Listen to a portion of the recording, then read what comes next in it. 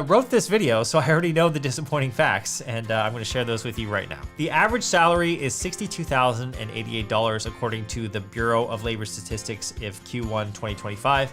And we already know that the average car payments of a used car are $521 a month and a new car is $745 a month. I took the average salary and plugged it into a federal income tax calculator, and I chose a zip code in Texas, somewhere where I knew there would be no state income tax. And so that means the average worker will take home around $51,838 per year, or around 4.3K per month after taxes. If that person has a used car payment of $521, that will represent 12% of their monthly income, which seems reasonable, but when you consider you probably have to add in insurance, gas, maintenance, etc., we're probably closer to 16 to 20% of their take-home income on a used car. On a new car, that percentage gets even more ridiculous, so $745 per month. The average new car payment would then represent 17% of the average American's take-home pay. After adding in about $250 a month for insurance and gas, just transportation alone would represent 23% of that person's take-home pay. Now, if you don't watch a lot of personal finance videos, the number to shoot for in terms of car affordability is that your transportation costs per month should probably not exceed more than 10% of your gross income.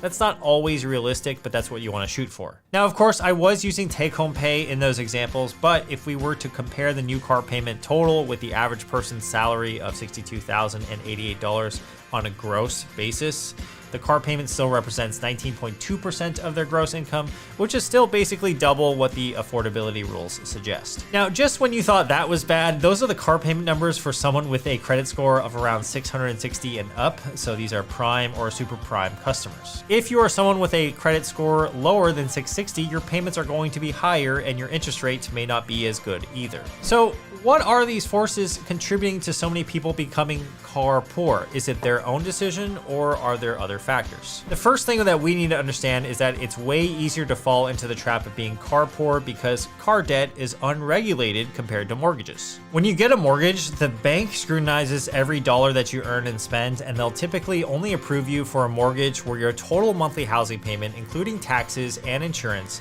doesn't exceed about 28 to 36% of your gross monthly income. So let's use 28%. That means on a $100,000 salary, your maximum housing payment can be around $2,300 per month. And guess what? The bank is going to check your pay stubs, your existing debts, your credit score, your employment history, and your tax returns. Now, let's say that same person walks into a car dealership wanting to buy a $60,000 Ford F-150.